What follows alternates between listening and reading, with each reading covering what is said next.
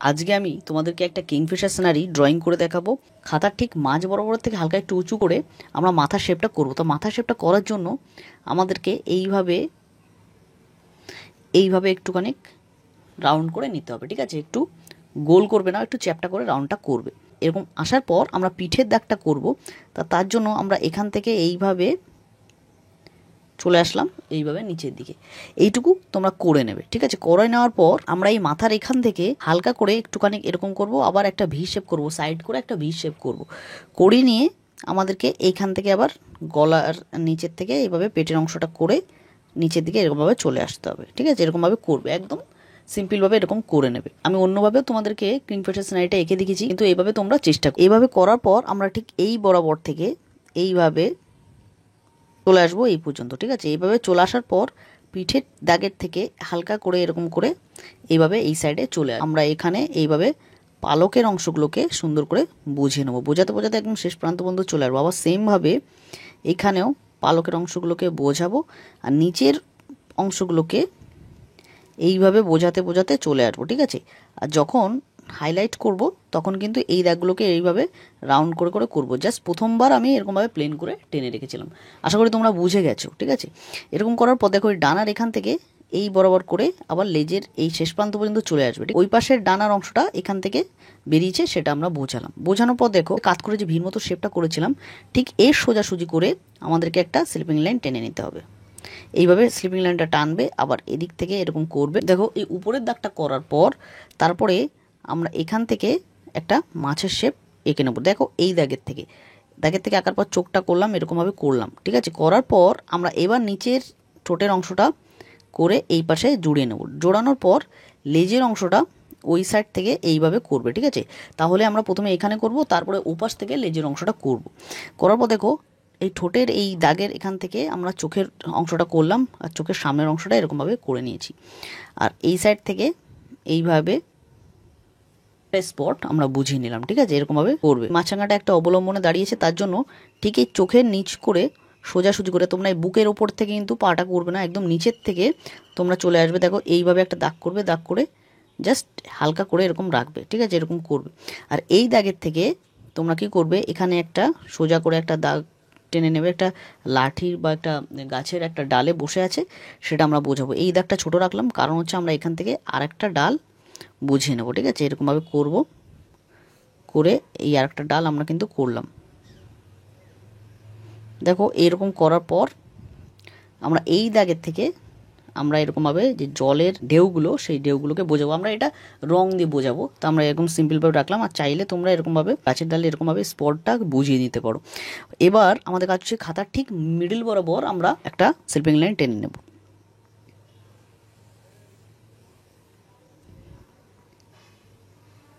Sleeping line টানার পর আমরা এই বরাবর এরকমভাবে দাগ কাটবো, আবার এইখান থেকে একটু ছোট করে এরকমভাবে দাগ কাটবো, ঠিক আছে? দাগ কাটার পর আমাদের কাজ হচ্ছে এইখান থেকে এরকমভাবে এই দাগটিকে জোড়াতে হবে, আবার এইখান থেকে এইভাবে এই দাগটিকে জোড়াতে হবে, ঠিক আছে? এরকম সমান মাপে জুড়িয়ে নেবে। এবার এই সাইড থেকে জুড়িয়ে আমরা উপরের দিকে হালকা করে সরু করে নেব, ঠিক আছে? এবার এটা হচ্ছে পাড়ের অংশটা বোঝাবো, তার জন্য এরকমভাবে করলাম। পাড়ের অংশটা বোঝানোর জন্য এরকম করতে করতে এবার উপরের দিকে চলে যাচ্ছি। দেখো উপরের দিকে একদম প্লেন এরকম সরু করে উপরের দিকে এরকম করার পরে তোমরা যদি চাও তাহলে এখান থেকে কিছু এরকমভাবে ঘাস বেরিয়েছে জলের এই পাশ থেকে, তোমরা সেটা করতে পারো। কাছের ঘাসগুলোকে এইভাবে কিন্তু বড় বড় করবে, আর দূরের যে ঘাসগুলো থাকবে সেই ঘাসগুলোকে একটু ছোট করে করবে, আর জলের স্পটগুলোকে এইভাবে তোমরা বুঝে নেবে। একদম সিম্পলভাবে করলাম। দূরে সুন্দর করে বোঝানোর জন্য আমরা একটা ঘর এঁকে নিচ্ছি। দেখো এইভাবে করে এই সাইড থেকে এরকম করে তোমরা ঘরের এই চালের অংশটা এরকমভাবে করবে। করার পর তারপরে কি করবে, এই সাইড থেকে যেটুকু ডিস্টেন্স এদিকে বুঝে সেইটুকু ডিস্টেন্স কিন্তু এদিকে বুঝে করবে। করার পরে এখান থেকে ঘরের দরজা দুপাশ থেকে দুটো জানলা তোমরা এঁকে নেবে। আঁকার পর আমরা এই ঘরের উপরের দিকের থেকে এইভাবে কলা গাছের পাতাগুলো একদম সিম্পলভাবে আঁকবো। এরকম করার পর আমরা পিছনের দিকের থেকে এই যে দূরে যে জঙ্গলগুলো থাকে, গ্রামের দূরের অংশগুলো থাকে, সেই অংশগুলোকে এইভাবে ঢেউ খেলাতে খেলাতে চলে আসবো, ঠিক আছে? এরকমভাবে রাউন্ড করতে করতে চলে যেতে হবে। এরকম করলাম। করার পরে আমরা এই উপরের দিকের থেকে প্রথমে একটা তাল গাছের শেপ করছি। দেখো এরকমভাবে উপরের দিকের থেকে প্রথমে করবে, করে এরকমভাবে জিগজ্যাগ দাগ কাটবে, নিচের দিকের থেকেও এরকমভাবে জিগজ্যাগ দাগ কাটবে, এখান থেকে এইভাবে বেঁকিয়ে আসবে, আবার এখান থেকে এরকম বেঁকিয়ে এসে এই সাইডে, আবার এখান থেকে এরকম বেঁকিয়ে এসে এই সাইডে করবে, করার পর সোজা চলে আসবে নিচের দিকে, সেম বরাবর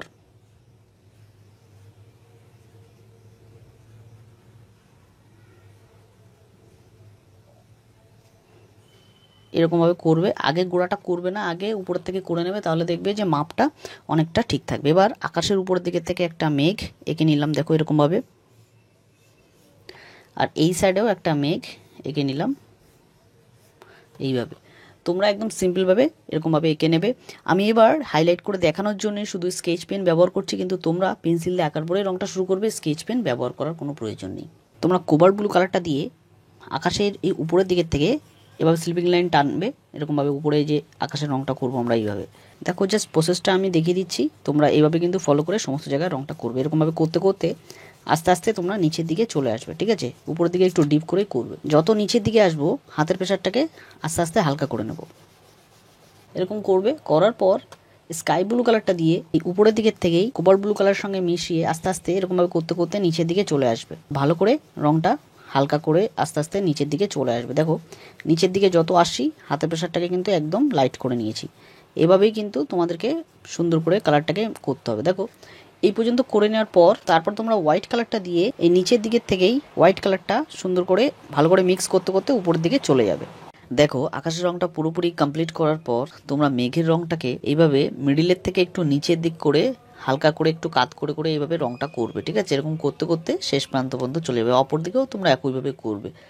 এরকমভাবে করার পরে তোমরা হোয়াইট কালারটা দিয়ে কিন্তু এইভাবে উপরের দিকের থেকে নিচের দিকে এইভাবে করবে। দেখো যে মিডলের দিকের থেকে করেছিলাম দুপাশে এরকমভাবে গোল গোল করে মিশিয়ে মিশিয়ে ভালো করে রঙটাকে কমপ্লিট করব। আবার উপরের দিকেও একইভাবে নিচের দিকের থেকে গোল গোল করে মিক্স করে কিন্তু উপরের দিকে চলে যাবে। বলতে গেলে মিডলের দিকটা শুধু এরকম থাকবে। তাল গাছটা এঁকে রেখেছি, সেখানে পোর্শন ব্লু কালারটা দিয়ে এইখান থেকে গোড়ার দিকের থেকে এইভাবে দুপাশ থেকে চলে যাবে, ঠিক আছে?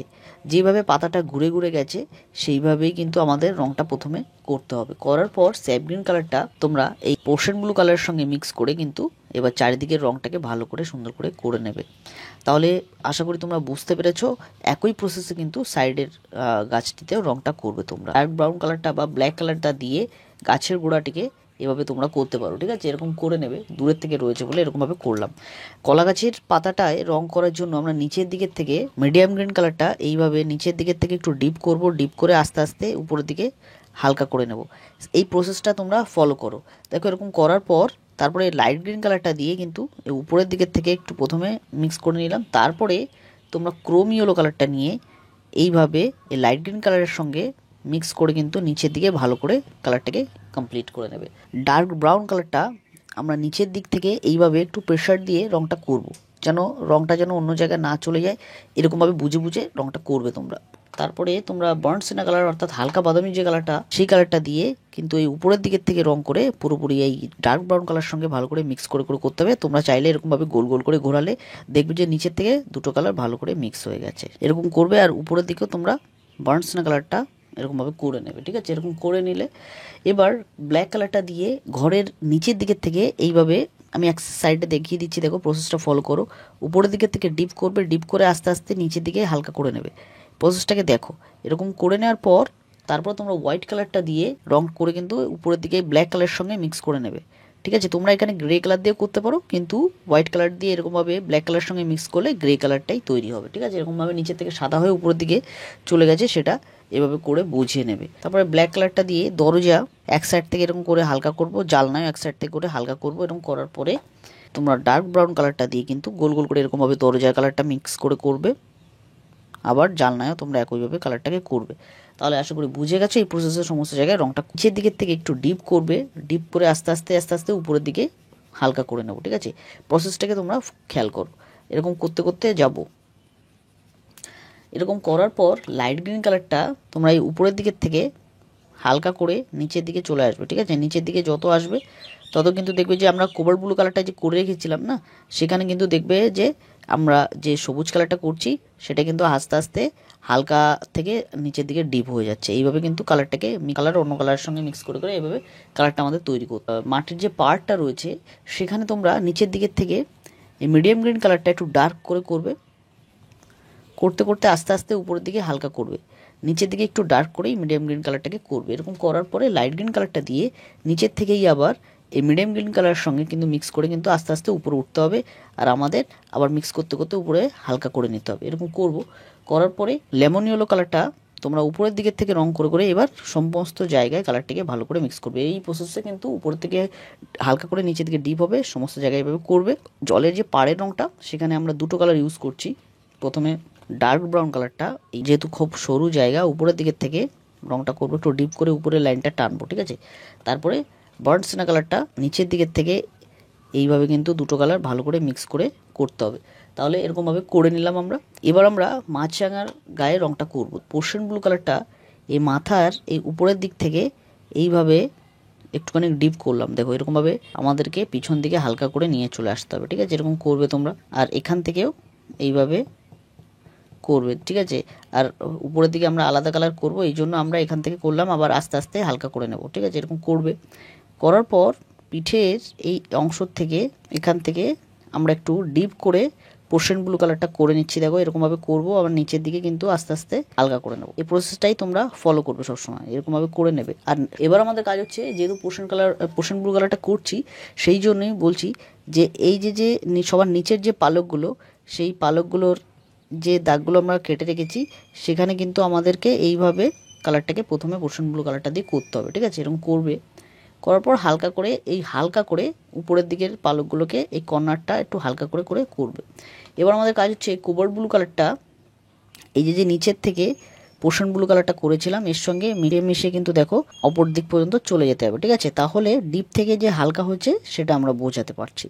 এরকম করে আস্তে আস্তে উপরের দিকে তোমরা করে নেবে, ভালো করে এরকমভাবে করবে তোমরা, সুন্দর করে যেন মিক্স হয়ে যায়, এটা ফলো করে করে কিন্তু কালারটাই করতে হবে। এবার আমরা এর উপরের দিকের থেকেও কোবাল্ট ব্লু কালারটা করছি, দেখো এরকমভাবে করবে, যেভাবে এক কর্নার দিয়ে পোর্শন ব্লু কালারটা করেছিলাম সেরকম থাকবে, কিন্তু তাহলে দেখবে যে একটু ডিপ হয়ে রয়েছে, এটা এরকমভাবে করে নেবে। তারপরে কোবাল্ট ব্লু কালারটাই আবার এরকমভাবে এই কর্নারগুলো দিয়ে করবে, তাহলে নিচের থেকে ডিপ হয়ে উপর দিকে হালকা হচ্ছে, এটাই বোঝাতে হবে আমাদের। এবার স্কাই ব্লু কালারটা ডানার যে উপরের অংশটা এখান থেকে মিক্স করে করে কিন্তু গোল গোল করে ঘুরিয়ে নিচের দিকে চলে আসছে, এটা আমরা তাহলে বোঝাতে পারছি। দেখো এরকম করবে, করে পিঠের থেকে সুন্দর করে ভালো করে মিক্স করে নেবে সমস্ত জায়গায়। এবার স্কাই ব্লু কালারটা দিয়ে এই যে আমরা মুখের ওই মাথার উপরের দিকের থেকে যে কোবাল্ট ব্লু কালারটা, এই পোর্শন ব্লু কালারটা করেছিলাম সেখান থেকে কিন্তু ভালো করে দুটো রং আস্তে আস্তে মিক্স করতে করতে নিচের দিকে চলে আসতে হবে, যেন রংটা একই মাপে, মানে একইভাবে যেভাবে আমরা উপরের দিকের থেকে এঁকেছিলাম কাত করে একইভাবে যেন আসে, উল্টো পাল্টা করে রংটা টানবে না। তাহলে এই পর্যন্ত তোমরা বুঝতে পেরেছো, খুব সুন্দর করে রংটাকে মিক্স করে এভাবে চলে আসবে। তোমরা রেড কালারটা দিয়ে চোখের এখান থেকে রংটা করবে, এভাবে করার পর অরেঞ্জ কালারটা দিয়ে কিন্তু রেড কালারের সঙ্গে মিক্স করে আস্তে আস্তে আস্তে আস্তে পিছনের দিকে চলে আসবে, তাহলে ডিপ থেকে যে হালকা হচ্ছে সেটা তোমরা বোঝাতে পারছো। এরকম করবে, করার পরে দেখো বার্নসিনা কালারটা অর্থাৎ হালকা বাদামি যে কালারটা সেটাকে তোমরা এখান থেকে এরকমভাবে গলার এখান থেকে করবে।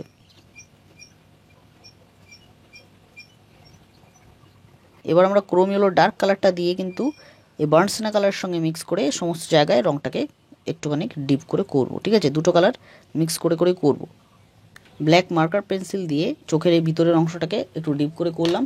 এবার আমাদের রেড কালারটা দিয়ে খুব সাবধানে এই ঠোঁটের উপরের দিকের থেকে রংটা একটু ডিপ করে করতে হবে, আবার ঠোঁটের নিচের দিকের থেকে আবার একটু উপরের অংশের দিক থেকে ডিপ করে করবে। করার পর অরেঞ্জ কালারটা দিয়ে কিন্তু এই দুটো কালার সুন্দর করে মিক্স করবে, আর অরেঞ্জ কালারটা দিয়েই পায়ের রংটা তোমরা ক্লিয়ার করবে। আমরা ব্ল্যাক কালারটা দিয়ে এই যে গাছের যে গুড়িটা রয়েছে সে তার এক কর্নার থেকে আগে ব্ল্যাক কালারটা করে নিচ্ছি, দেখো এরকমভাবে করবে প্রথমে। করার পর ডার্ক ব্রাউন কালারটা দিয়ে এই ব্ল্যাক কালারের সঙ্গে মিক্স করে কিন্তু একটু বাড়িয়ে অপর দিক পর্যন্ত চলে যাবে। তাহলে তোমরা বুঝতে পেরেছো, ইয়েলো অকার কালারটা দিয়ে এই ডার্ক ব্রাউনের সঙ্গে কিন্তু মিক্স করে আমরা এই অপর দিক পর্যন্ত এভাবে গোল গোল করে ঘুরিয়ে ঘুরিয়ে করব। তাহলে আশা করি বুঝতে পেরেছো। তারপরে তোমরা একটু ডিপ করে নেব, এই যে গোল যে রাউন্ডটা ছিল সেখানে আমরা একটু ডিপ করে এইভাবে রংটাকে করব। এই জলের রংটা করার জন্য আমরা সবার প্রথম পোর্শন ব্লু কালারটা দিয়ে কর্নার দিক থেকে একটু ডিপ করলাম, ডিপ করে আস্তে আস্তে সাথে সাথে একদম নিচের দিকে হালকা করে নিয়েছি। এভাবে তোমরা করবে। করার পর এর উপরের থেকে আবার হালকা করেই কোবাল্ট ব্লু কালারটা দিয়ে আমরা আস্তে আস্তে নিচের দিকে চলে আসবো। এরকম করলাম। করার পরে তোমরা কোবাল্ট টার্কিউলেস কালারটা এবার এর সঙ্গে ভালো করে মিক্স করে কিন্তু সমস্ত জায়গায় কালারটিকে একটু ডিপ করে করে করে নেবে। তারপরে কিন্তু তোমরা হোয়াইট কালারটা দিয়ে সুন্দর করে এভাবে নিচের দিকের থেকে রঙগুলোকে ভালো করে মিশিয়ে মিশিয়ে কিন্তু উপর দিকে চলে যাবে। তাহলে দেখবে সুন্দর একটা কালার, আমরা জলের একটা সুন্দর কালার আমরা মিক্স করে তৈরি করে নিতে পারবো। তাহলে এরকমভাবে পুরোপুরি কালারটা আমি করে দেখাচ্ছি, তারপরে বাদ বাকি রং যেটুকু রয়েছে সেটা আমরা করে দেখাচ্ছি, কিন্তু তোমরা ভিডিওটা কন্টিনিউ দেখো। দেখো পুরোপুরি কালারটা এরকমভাবে করে নিয়েছি। এবার তোমরা পোর্শন ব্লু কালারটা দিয়ে যখন কালারটা হয়ে যাবে পুরোপুরি, তখন তোমরা আবার কর্নারগুলো দিয়ে একটু ডার্ক করে নেবে, ঠিক আছে। এরকমভাবে একটুখানি ডার্ক করে করে উপরের দিকগুলোকে করতে করতে নিচের দিকে আস্তে আস্তে হালকা করে নেবে। যখন যে প্রসেসগুলো আমি পুরো প্রথমে তোমাদেরকে দেখিয়েছি এইভাবে রং করতে করতে নিচের দিকে হালকা করতে হবে, সেম প্রসেসেই উপরের দিকের থেকে একটু ডার্ক করে আবার নিচের দিকে চলে আসবো। মিডিয়াম গ্রিন কালারটা এক সাইড থেকে এইভাবে করতে করতে অপর দিকে একটু সাদা সাদা রাখবে। লেমন ইয়েলো কালারটা দিয়ে এইভাবে হলুদ কালার সঙ্গে এই সবুজ কালার সঙ্গে ভালো করে মিক্স করে করে পুরো জায়গাটায় ভালো করে রংটাকে কভার করবে। তাহলে পুরোপুরি সম্পূর্ণ কালারটা তোমরা এইভাবে করে নিতে পারবে।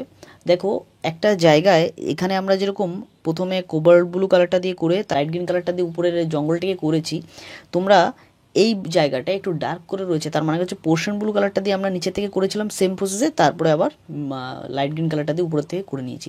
এরকম যদি নতুন নতুন তোমাদের ড্রয়িং ভিডিও শিখতে হয় অবশ্যই চ্যানেলটিকে সাবস্ক্রাইব করে রেখো, পাশে থাকা নোটিফিকেশন বেলটি প্রেস করে অল নোটিফিকেশন সেট করে রাখবে।